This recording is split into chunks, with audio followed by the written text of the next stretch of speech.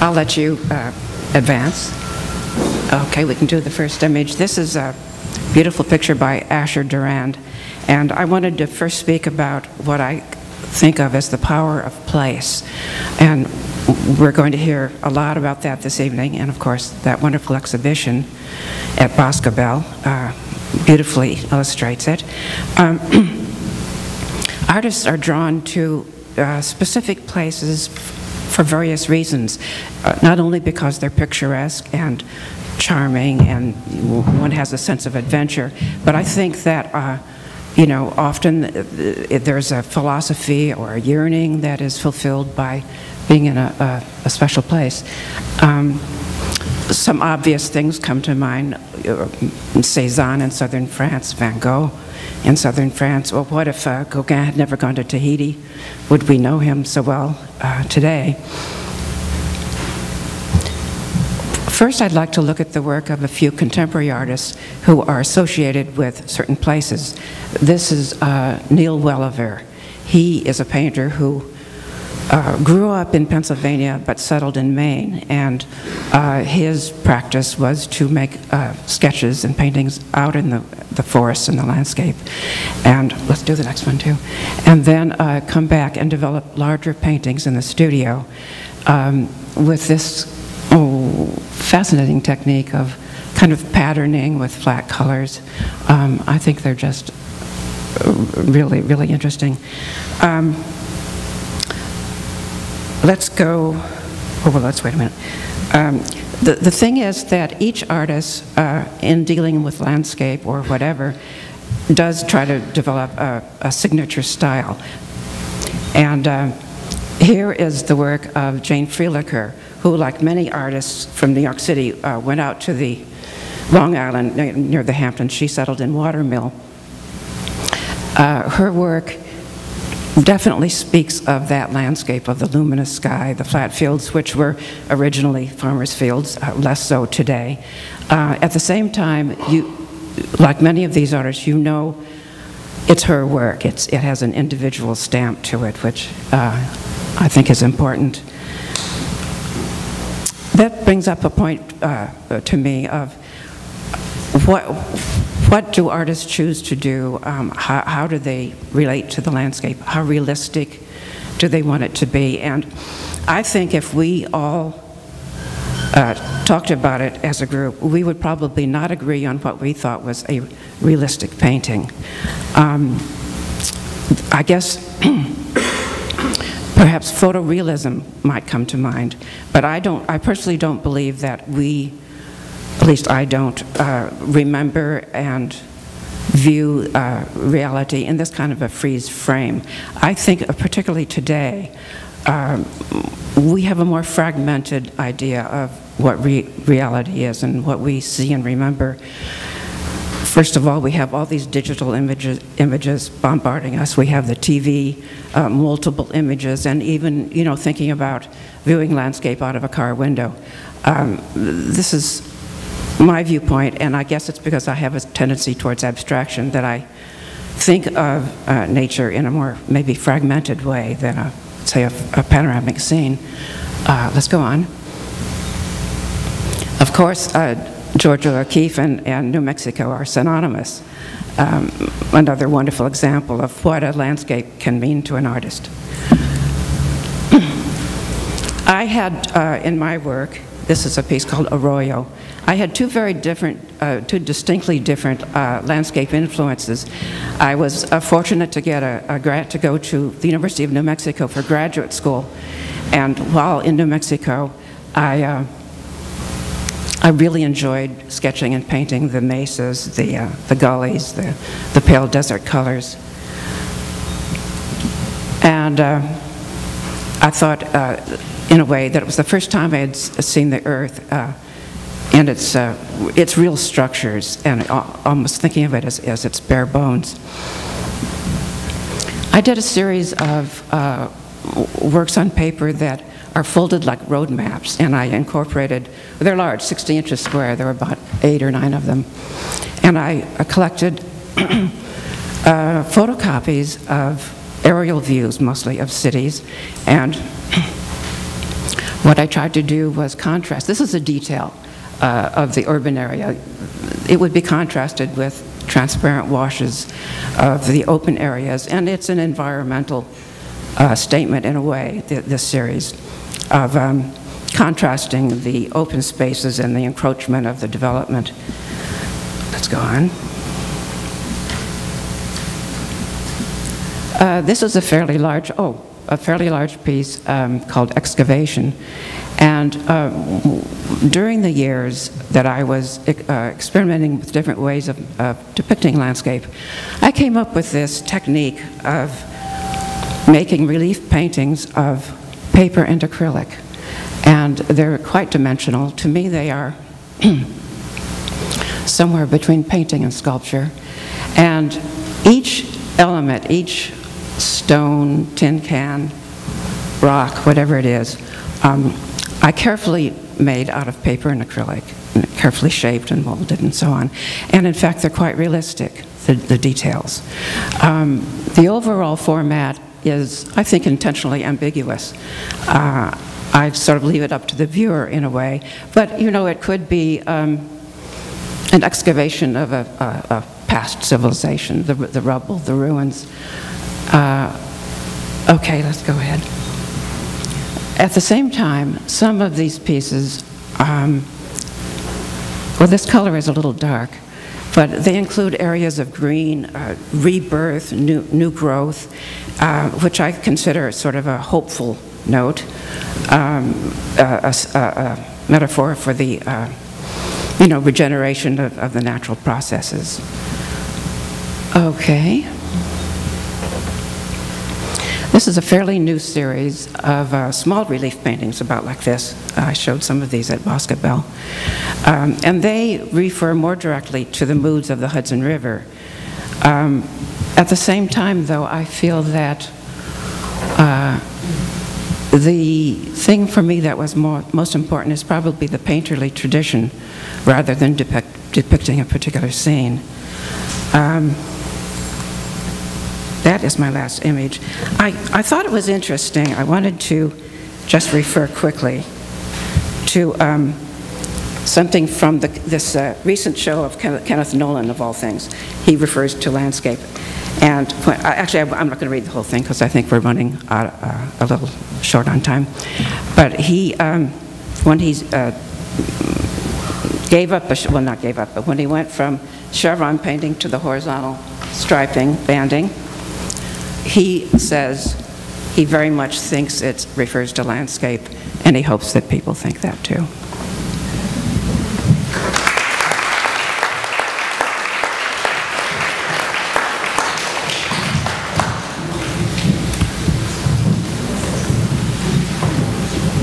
Thank you.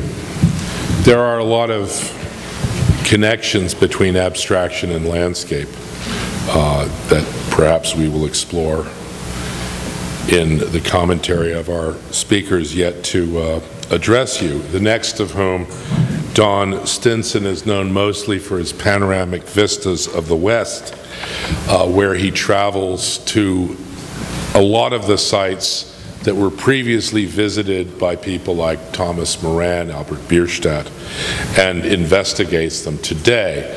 I know from our prior conversations he's been extremely interested in the writings of theorists like J.B. Jackson, and is extremely aware of a lot of the issues that were addressed earlier by Greg Frux. So without further ado, I would like to introduce the distinguished Colorado painter. Welcome him to New York, Don Stinson.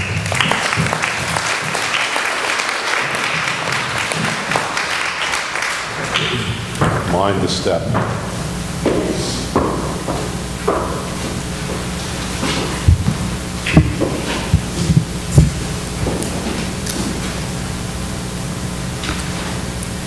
Thanks, Jim. First, I'd like to thank the Art Students League, Jim McElhinney and Katherine Manthorne for inviting me here and curating this wonderful show. I am an American landscape painter who lives in the West. I live in Evergreen, with my wife, who is an environmental mediator and a public policy planner, who works around the world on environmental issues, and that's been a big influence on my work. But I'd like to start with this first image of Thomas Cole, the oxbow. When I asked myself the question, why paint landscapes? The short answer, there are two short answers. The first one is to understand the world I live in, and the second one is this painting. In 1994, I saw it at the American Art Museum in DC in a show called, let's see, I'm going to have to get my glasses out, I hate to admit. Let's see, the show was curated by Wilmerding, and it was called, actually that's Trutner.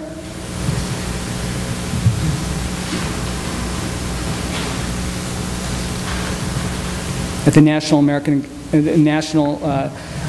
Museum of American Art in 1994.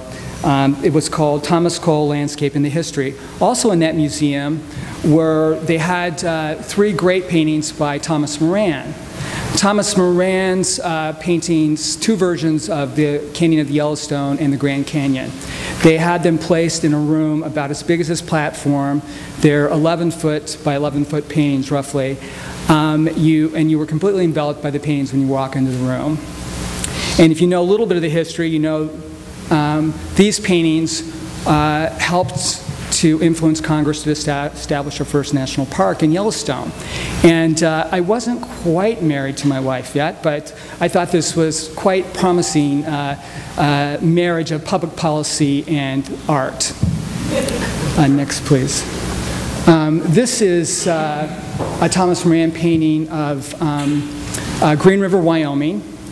Green River, Wyoming is where he got off the train. He lived in Long Island, and on his first trip west to accompany Hayden on his exhibition to Yellowstone, he got off, did his very first sketch in Green River, Wyoming. Green River, Wyoming was a bustling industrial landscape. The railroad was under construction. They had started mining the resources there. And Thomas Moran chose to paint it as it might have been before civilization's arrival, with the Native Americans and the untouched, timeless wilderness. This is a very powerful fabrication. It helped to establish our national parks and is what we think of as our ideal of nature. Next slide, please. This is a piece that I did in 1997. I am from the West. I came back east to school, and when I went home, I was seeing it with new eyes, and I wanted to understand how we got there. And also I needed to find a place to live and understand how to afford it. I was living in a resort area. And I started looking around the margins of the cities and the industrial and recreational areas at how people survived. I became attracted to these, this is a drive-in screen. It's called West of Center. It's located near Center, Colorado. First, it's a picture plane, and of course all of us painters love that. Second, I thought it was just a really amazing juxtaposition of the industrial age and the information age. I wanted to talk about in the Thomas Cole painting, but Katherine already pointed it out. So Thomas Cole is in the landscape. He has put the painter as an inhabitant. And then he does a lot of really interesting stuff with the sublime and the beautiful, the sublime being the wilderness and the wild nature, and the beautiful being the civilization coming, not so much as a bad thing as progress. So this balance was really interesting. And I was thinking, how do we put ourselves in these landscapes today? How do we take responsibility and sort of envelop the viewer and let you know you're a part of this, your decisions make this. So I tried to do sites where people had memories of being engaged. I mean, by engaged, I mean involved, you know, in the landscape. They were being entertained, they were off work, they were having a pleasant experience. And I wanted to bring the relics of that landscape out into the gallery and really embrace them, so to put the viewer where Cole was in his piece.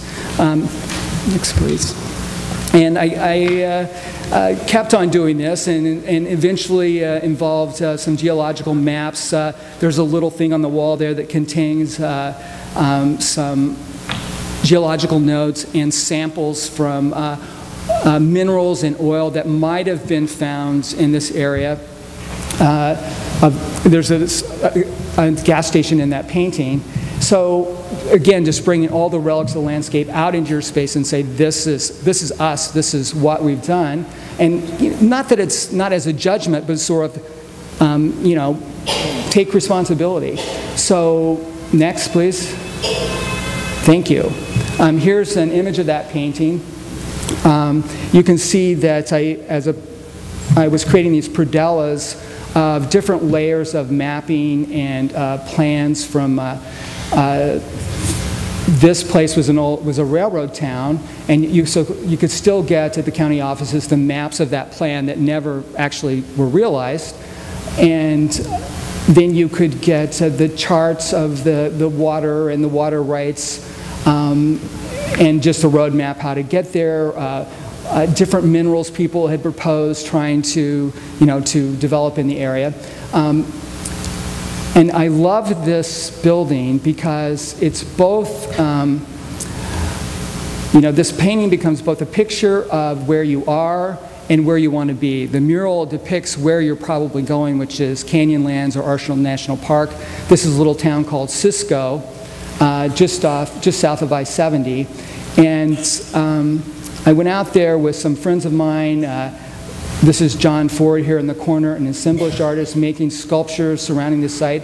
Once again, putting you know, the artist and by implication the viewer into the landscape.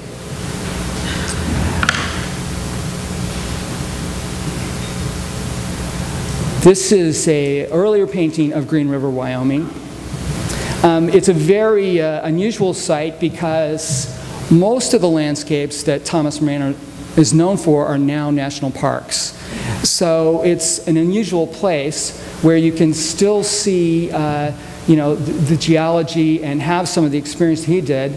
And perhaps more true to his experience, it's not a railroad junction, but it is an intersection on I-70. And you know, the geology of this place, it was known in I think, both by the trappers and the Native Americans before as the toll gate formation. This was a place where you could squeeze travelers between the river and exact a toll. So in a sense, its role as an intersection has gone on for quite some time. I was still putting artists in there. There's a little figure of Bruce Nauman establishing a fence post there, and I started being interested in just culture and saying a culture is part of this landscape, high and low. And the signs in the foreground are deliberate analogous forms to the toll gate formation, which are temporary. You know, your first response might be, oh my God, we've ruined another landscape, there it is. But the great thing about this sign, it's designed to be torn down or blown over. It's called a stub post sign, which is the title of the painting. So I'm starting to have these questions, okay, how do we positively interact? Does that ever happen? And I'm looking for how to visualize that, how to create a vision of what we might make. Because the lesson of the Morans is what you paint, what you visualize, is sometimes what we make.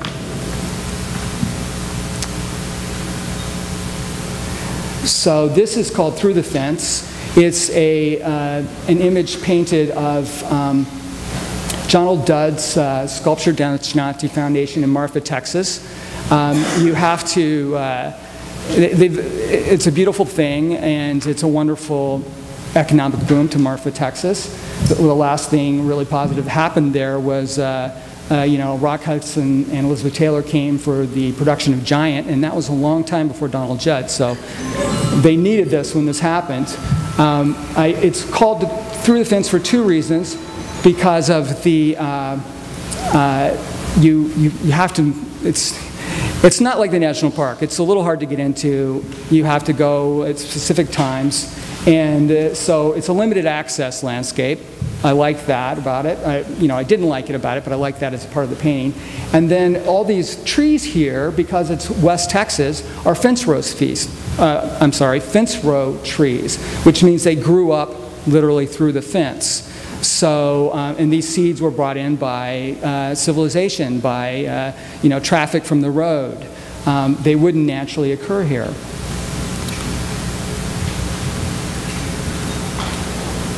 This is another image from South Texas. It's a very large painting. And in this image, I wanted to bring together the National Park and 19th century ideal with the Donald Judd sculptures, which it's hard to see them in the same space because there's a lot of ground to cover. But by sort of painting the experience over time and creating an aggregate image, I was able to do that. So the Judds to me represent this, 20th century ideal form. And where is that going to go? Was that the culmination, or have we created it somewhere else? Is kind of the question, I wonder. I just wanted to place them together. And because it's the West, you need to put, I think, you need to put how they got there. So one of the things you can find in Marfa, between Big Bend and Marfa, are these little airfields, which you can see a small one on the left, privately owned airfields so people can access. And then there's the low road, the highway, the public access.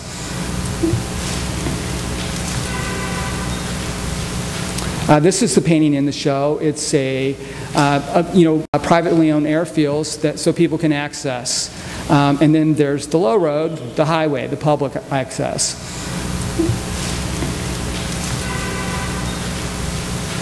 This is the painting in the show. It's it's a large watercolor of Green River. There's two things I wanted to do that I didn't do in the oil painting. One, Moran's first image was a watercolor with some pastel, and so I wanted to kind of respond to that. The second thing is this bleached area in the front around the water is all trona or soda ash. So that was one of the resources that brought people to Green River, brought the community there. The little this is a power plant in the middle, and all along this ridge, you have church steeples, gas signs, and restaurants. So it's just an interesting reiteration of gas, food, religion. Gas, food, religion is, what's being, and of course the power to sustain that offering. What's fascinating to me, one of the fascinating things about this foreground is it's back to an almost innocent state, to the point where the town is going to exploit it as a kayak, of course, but it was famous for a brief time at the turn of the century for a refinery that was supposed to exist there. So this was a giant Ponzi scheme where a guy took all this money from people all around the country to build a refinery here that never happened. And yet it seems completely innocent now. Okay, next one. There's the power station. And there you can see the little steeples and roadside signs.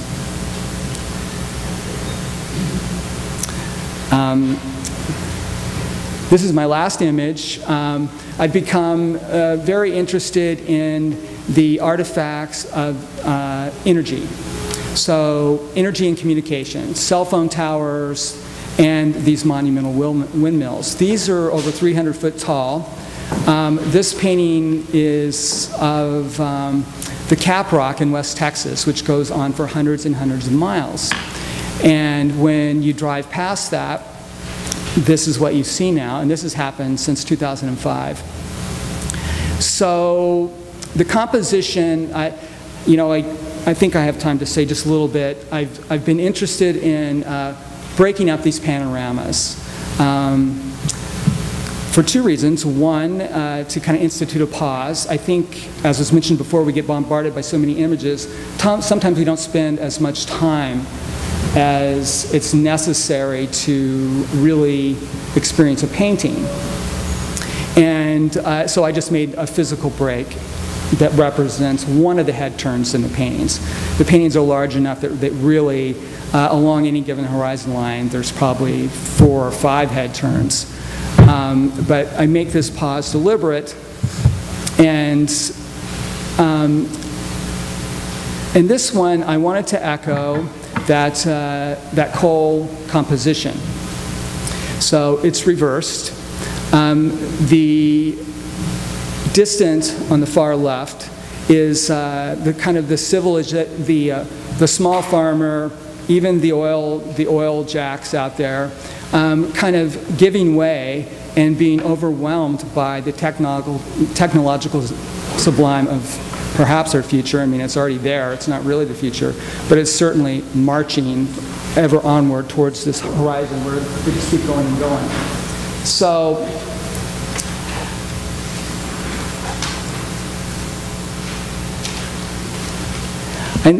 so I want to conclude by saying that I believe that an important landscape painting must represent more than a picture of something we see.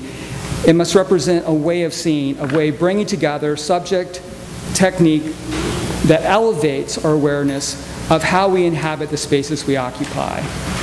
And I think I'll end there. Thank you very much.